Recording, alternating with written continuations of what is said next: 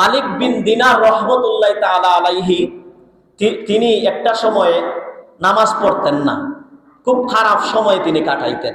মালিক বিন দিনার হঠাৎ করে তিনি ঘুমিয়ে পড়লেন, আর হঠাৎ করে আওয়াজ আসলো, এখনো কি তোমার সময় আসেনি? তুমি ঘুমিয়ে আছো, মন ভরে ঘুমাচ্ছ, এখনো কি তোমার সময় আসেনি?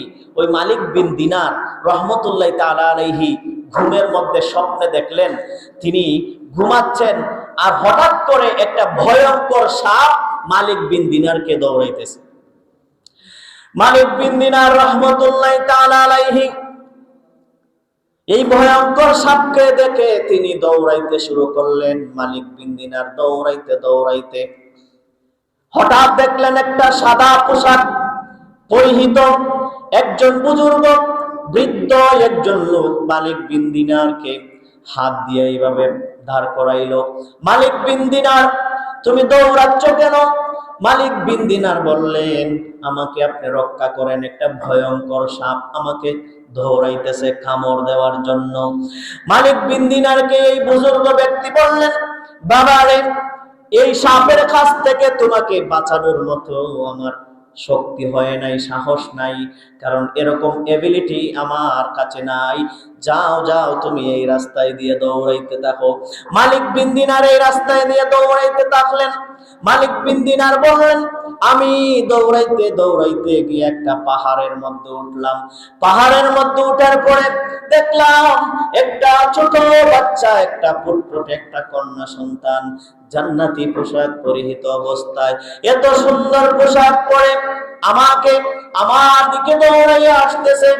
আর আমি দৌড়ানির মধ্যে আমার হাতের মধ্যে ধরে ওই বাইতুল মামুর নামক স্থানের মধ্যে নিয়ে গেছে। মালিক বিন দিনার বললেন, আমি দেখলাম এই ছোট বাচ্চাটা আমাকে নিয়ে গেছে। এই ছোট বাচ্চাটার কেউ নয়, যেই ছোট বয়সে আমার ফুটফুটে কয়েক বছরের একটা কন্যা সন্তান মারা গিয়েছিল, ওই সন্তানটা যখন দেখলো আমি কঠিন মুসিবতের মধ্যে পড়েছি, ওই বাইতুল মামুর থেকে এই ছোট বাচ্চাটা আমাকে হাতে ধরে সেখানে নিয়ে আসলো। কন্যা সন্তানকে বললাম, মা রে, এই ঘরের মধ্যে কারা? ছোট বাচ্চারা দৌড়াদৌড়ি করতেছে, এরা কারা? কন্যা সন্তান জবাব দিল, বাবা, যে বাচ্চারা পৃথিবীর মধ্যে ছোট বয়সে নাবালেগ অবস্থায় কোরআন শিক্ষা করতে পারে না, ইন্তেকাল করে, ওই বাচ্চারা ইন্তেকালের পরে নবী ইব্রাহিম আলাইহিস সালাতু ওয়াস সালাম এই বাইতুল মামুরের মধ্যে তিনি কোরআন শিক্ষা দেন। আমি ইন্তেকালের পরে আমিও এই বাইতুল মামুরের মধ্যে কোরআন তেলাওয়াত করার সময় পেয়েছি, সুযোগ পেয়েছি। এই মালিক বিন দিনারকে এই ছোট বাচ্চা ডাক দিয়ে বলল, বাবা, যে সাপটা তুমি দেখেছো, ওই সাপ দুনিয়ার কোনো সাপ নয়, সেটা হলো জাহান্নামী। জাহান্নামের আগুন তোমার সারা জীবনের গুনাহ।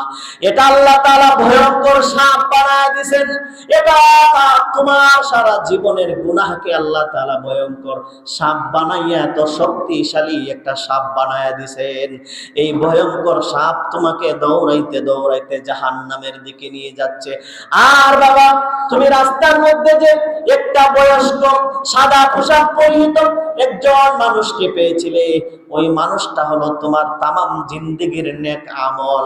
এই তামাম জিন্দেগির নেক আমল এত দুর্বল, তামাম জিন্দেগির নেক আমল গুলা এত দুর্বল, তোমার এই গুনাহের কাছে তোমার নেক আমল যাওয়ার মতো শক্তি পায় নাই।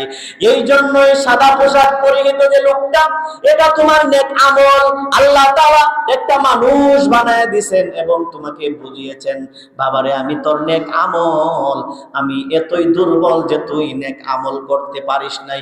তোর গুনাহের পাল্লা ভারী হয়ে গেছে, নেকের পাল্লাটা একবারে হালকা হয়ে গেছে। এই জন্য এই গুনাহের পাল্লার কাছে তোমার নেকের এই বুজুর্গ ব্যক্তি যাইতে পারে না। আরো জোরে বলেন সুবহানাল্লাহ। বাবা, যখন আমি তোমার হাতে বললাম, তোমার পিছনে যে সাপটা ছিল, তোমার তামাম জিন্দেগির গুনাহটা ছিল, সে পালায়া গেছে। এইভাবেই ছোট বাচ্চারা কিয়ামতের ময়দানে, ওই যখন ছোট বাচ্চা এই স্বপ্ন যখন দেখলেন, হযরতে মালিক বিন দিনারের ঘুম ভেঙে গেল।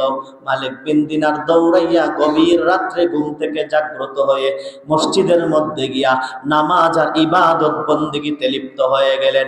মালিক বিন দিনার বললেন, দুনিয়ার মানুষ, ওই দিন থেকে আমি নেক আমলের প্রতি নিজেকে এতভাবে তৈরি করে নিয়েছি, আমার নামটা আল্লাহ তাআলা একজন আল্লাহর ওলিদের খাতারে তুলে নিলেন। এই জন্য ছোট বাচ্চারা যারা মারা যায় তাদের জন্য কান্নাকাটি করবেন না, দোয়া করবেন আল্লাহ তাআলা যেন ওই ছোট বাচ্চাকে আপনি আমার জন্য নাজাতের জরিয়া হিসেবে কবুল করে। জোরে বলেন আমিন।